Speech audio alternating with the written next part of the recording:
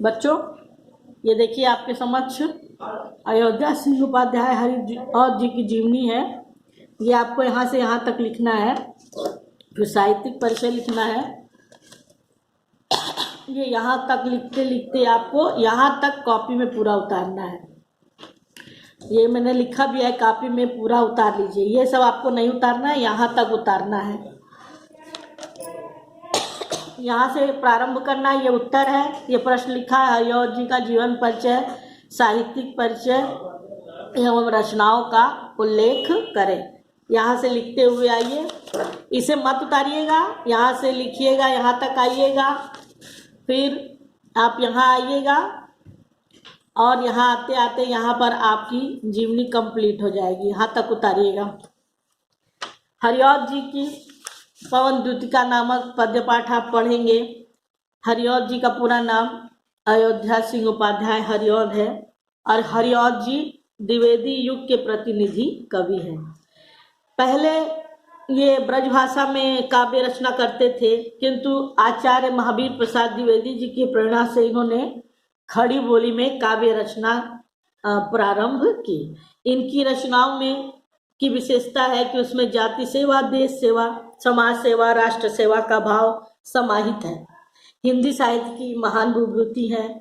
काव्य के क्षेत्र में भाषा, भाव, शैली, छंद और अलंकारों की दृष्टि से हरिऔध जी की जो काव्य साधना है वो महान है और साहित्य में के ये हिंदी साहित्य के ये अद्वितीय कवि माने जाते हैं।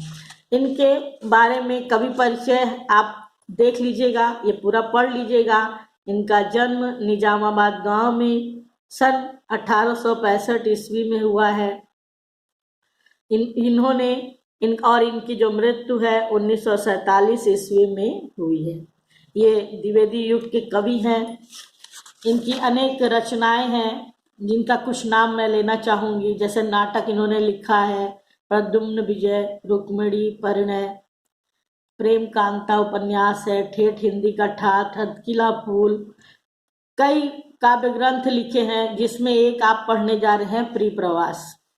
हरिऔध जी ने 15 से अधिक रचनाओं को लिखा है। पारिजात, वैदेही वनवास, प्रिय प्रवास, चुभते चौपदे। देखिए बोर्ड में पूछे जाते हैं। चुभते चौपदे मुक्त कविताओं में, चोखे चौपदे, पद्य प्रसून, ग्राम गीत, कल्पलता। ये सब जितने अभी मैंने रचनाओं का नाम लिया ना, एक एक नंबर के प्रश्न में इन रचनाओं का नाम बहुत अधिक पूछा जाता है। अब बच्चों आप पाठ देखेंगे। ये जो पाठ है पहले तो मैं बता दूं, ये पाठ हिंदी खड़ी बोली में लिखा गया है। इस पाठ की भाषा है हिंदी खड़ी बोली।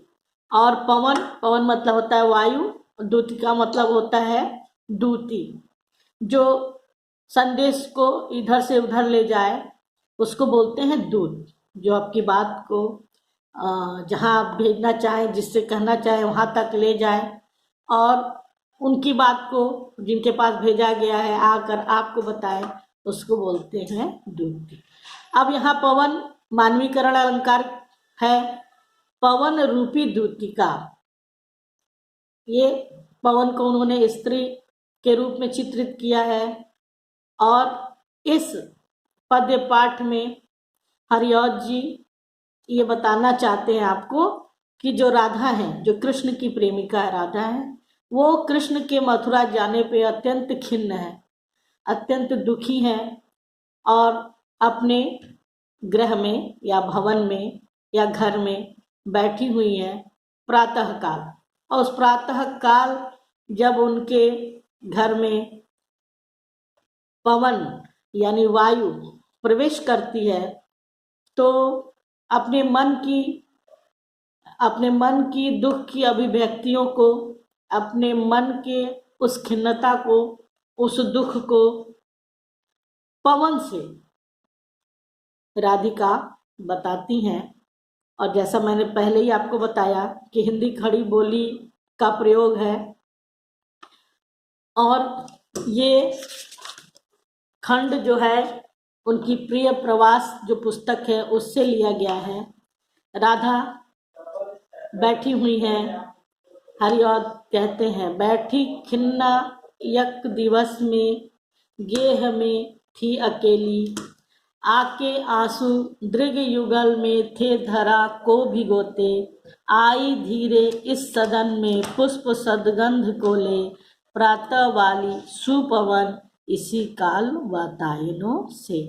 एक दिन यक, एक दिवस मतलब दिन, राधा खिन्न मन से, दुखी मन से, प्रसंग आपको बताया गया है कि राधा कृष्ण की प्रेमिका है और कृष्ण राधा को, ब्रज को, गोप गोपिकाओं को छोड़कर मथुरा चले गए हैं। राधा खिन्न मन वाली हैं, दुखी मन वाली हैं और एक दिन अपने गेह मतलब घर में, भवन में, जो शब्द आपको अच्छा लगे उसको आप लिख लें।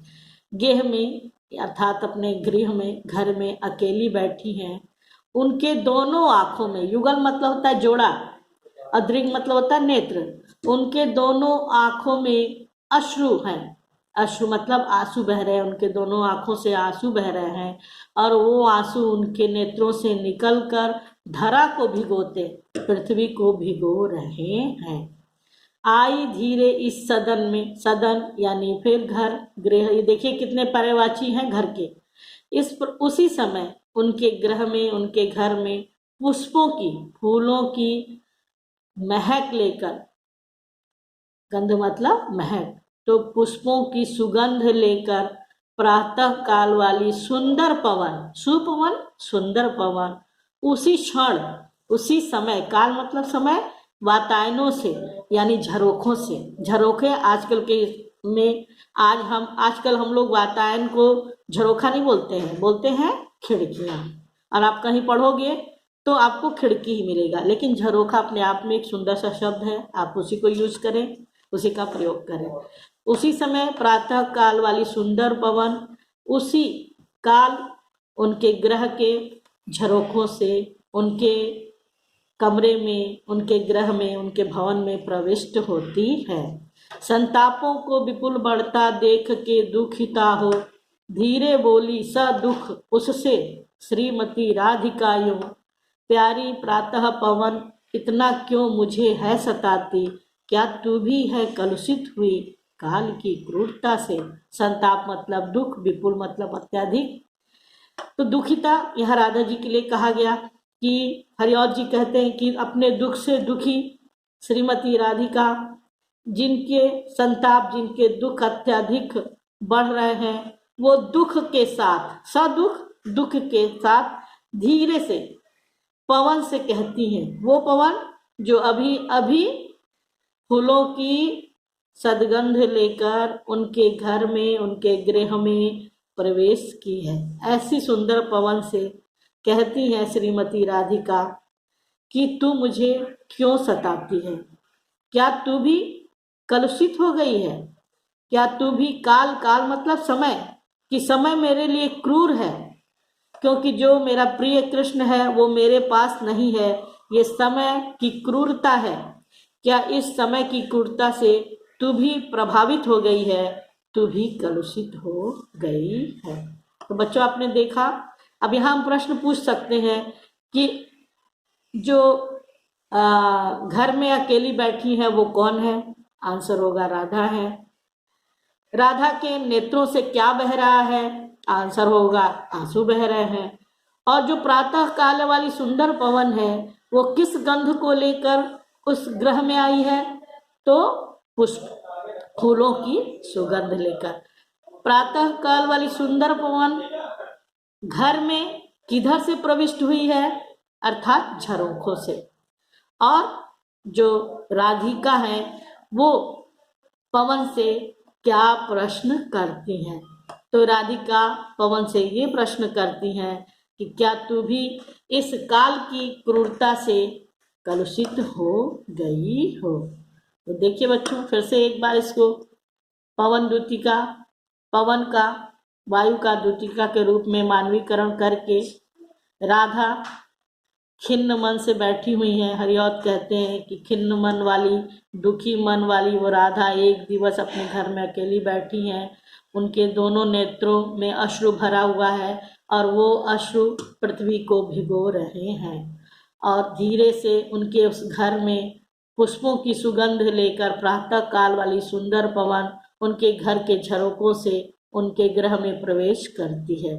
और राधा जो अपने दुख से ही दुखिता हैं, जिनके कष्ट अत्यधिक धीरे धीरे बढ़ते जा रहे हैं, अत्यंत दुख के साथ उस पवन से कहती हैं कि हे प्यारी प्रातःकालीन पवन, तू भी मुझे उसी तरह सता रही है जैसे ये समय मुझे सताता है। अर्थात राधा ये बताना चाहती हैं कि उनका प्रिय कृष्ण उनके पास नहीं है, ये समय की ही कारण हुआ है। तो क्या तू भी उसी तरह मेरे लिए क्रूर हो गई है? मेरे प्यारे नव जलद से कंज से नेत्र वाले, जाके आए न मधुबन से और न भेजा संदेशा।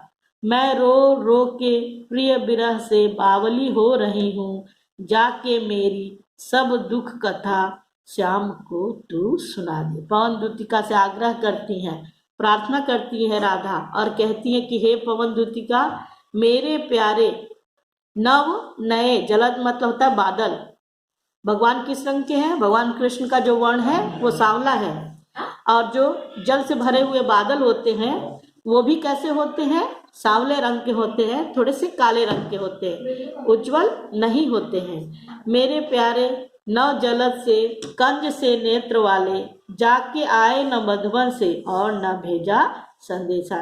कि वो मेरे प्यारे कृष्ण जो नए जल से भरे हुए बादलों के वर्ण वाले हैं और कंज से नेत्र वाले हैं, कमल के पंखुड़ियों के समान सुंदर नेत्रों वाले हैं, ऐसे वो कृष्ण मधुबन से गए और अभी तक अपने आने का संदेशा नहीं भेजा। मैं उस प्रिय के विरह में, वियोग में, वियोग मतलब होता है जो किसी प्रेमिका को उसके प्रेमी से अलग होने से मिले, ऐसे दुख को हम वियोग कहते हैं। राधा कह रही हैं उस पवन दूतिका से, पवन रूपी दूती से, संदेश वाहिका से, कि मैं रो रो के उस प्रिय के विरह में बावली हो गई हूँ। अब मेरे दुख की सब कथा उस मेरे प्यारे कृष्ण को, श्याम को तू सुना दे। और पवन दूतिका से कहती हैं कि ज्यों ही मेरा भवन तज तू अल्प आगे बढ़ेगी, शोभा वाली सुखद कितनी मंज कुंजे मिलेंगी। प्यारी छाया मृदुल स्वर से मोह लेगी तुझे वे, तो भी मेरा दुख लख वहां जा न विश्राम लेना। कि ज्यों ही तू मेरा भवन छोड़कर, चूंकि उन्होंने पवन दूतिका से कहा कि तुम मेरे दूत का कार्य करो, मेरे दुखों को मेरे बारे में जाकर उस कृष्ण को बताओ जो मधुबन से गया मथुरा और अभी तक लौट कर नहीं आया। तो कहती है कि हे पवन दूतिका, जैसे ही तू मेरा घर, मेरा गृह, मेरा भवन तज कर, त्याग कर। अल्प मतलब थोड़ा, जैसे ही थोड़ा आगे बढ़ेगी तो अत्यंत शोभा वाली यानी सुंदर सुंदर, सुख प्रदान करने वाली, सुखद मतलब सुख देने वाली, बहुत सारी, मंजू मतलब सुंदर, फूलों की कुंजे तुझे मिलेंगी। कि जैसे ही तू मेरा भवन त्याग कर आगे बढ़ेगी, थोड़ा ही आगे बढ़ेगी, तो सुंदर सुंदर सुख प्रदान करने वाली, मन मोहने वाली तुझे फूलों की कुंजे मिलेंगी। उनकी प्यारी छाया, उन कुंजों की, उन फूलों की, पत्तियों की, उन उपवन और बागीचों की में जो कुंजे हैं, जो फूल पौधे हैं, राधा कहती हैं उनकी प्यारी छाया मृदुल स्वर से, कोमल स्वर से, हे पवन दूतिका, तुझे मोह लेगी, तुझे अपनी तरफ आकर्षित करेगी, तुझे अपनी तरफ खींचेगी। पर तू मेरा दुख लख, लख मतलब देखना, तू मेरे दुख को याद करना, मैं तुझसे जो दुख का संदेश दे रही हूँ मेरे प्रिय को पहुंचाना। कहीं उन सुंदर सुंदर छायादार, सुख देने वाले, सुगंधित फूलों की क्यारियों को देखकर, फूलों के बागीचों को देखकर वहां जा न विश्राम लेना, वहां रुक कर विश्राम मत करने लगना। इस प्रकार उन्होंने कहा कि ज्यों ही तू मेरा भवन तज कर, त्याग कर थोड़ा आगे बढ़ेगी, शोभा वाली सुखद कितने सारे उपवन वन उपवन तुझे मिलेंगे जिसकी छाया मृदु स्वर से कोमल स्वर से तुझे अपनी ओर आकृष्ट करेगी, बुलाएगी, मोहेगी। लेकिन तू मेरे दुख को याद करना, मेरे विनय और प्रार्थना को ध्यान में रखना, वहाँ रुककर विश्राम मत करने लग जाना। इस प्रकार हे पवन द्युतिका, जैसे ही तू थोड़ा और आगे बढ़ेगी, थोड़ा आगे सरस रव का धाम सत पुष्प वाला, अच्छे अच्छे बहुद्रुम लतावान सौंदर्यशाली प्यारा वृंदा विपिन मन को मुग्धकारी मिलेगा। आना जाना इस विपिन से मुह्यमान ना होना। राधा पवन द्युतिका से आग्रह करते हुए फिर कहती हैं कि भाई जब तुम मार्ग में तुम जाओगी मथुरा तो अनेकों ऐसी चीजें मिलेंगी, खूबसूरती प्राकृतिक सौंदर्य तुझे मिलेगा। वायु को क्या चाहिए? प्राकृतिक सौंदर्य। तो तुम मोहित मत हो जाना, मुझे भूल मत जाना, वहीं रुक मत जाना। इसी क्रम में वो कहती हैं कि जैसे तू इन पुंजों से निकल कर आगे बढ़ेगी तो सरस रव, रव मतलब होता शब्द, जो पक्षियों का स्वर होता है ना उसे रव ही कहा जाता है। तो अनेक प्रकार के सुंदर सुंदर स्वरों वालों और सैकड़ों पुष्पों वाले, एक दो पुष्प नहीं, जिसमें सैकड़ों की संख्या में पुष्प खिले हों, ऐसा स्थान मिलेगा जिसमें अच्छे अच्छे बहुत बहुत से, ध्रुव मतलब वृक्ष, जिसमें बहुत से अच्छे अच्छे वृक्ष होंगे, लताओं से परिपूर्ण और सौंदर्यवान। देखो वृक्ष की विशेषता बता रहे हैं यहाँ पर हरिऔध जी। प्रकृति चित्रण बहुत सुंदर और मोहक है। वृक्ष हो, उसमें लताएं ना हो, फूल ना हो, पत्ती ना हो, फल ना हो, तो कैसा लगेगा? एक ठूंठ लकड़ी का खड़ा दिखाई देगा। लेकिन वृक्ष यहाँ कैसे हैं?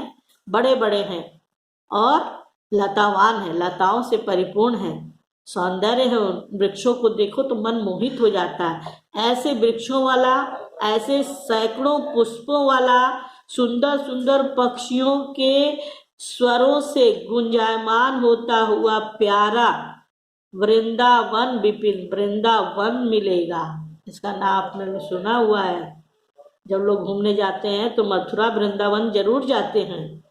तो ऐसा वृंदा विपिन मतलब वन, ऐसा वृंदावन मिलेगा जो तुम्हारे मन को मुग्ध कर लेगा, आकर्षित होगा, कर लेगा। लेकिन तू इसी सुंदर वृंदावन से आना भी और जाना भी, लेकिन इस वन के सौंदर्य से मुह्यमान, मोहित मत होना।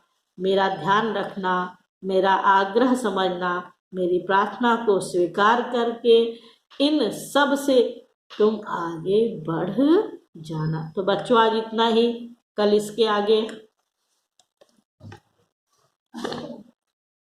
धन्यवाद बच्चों।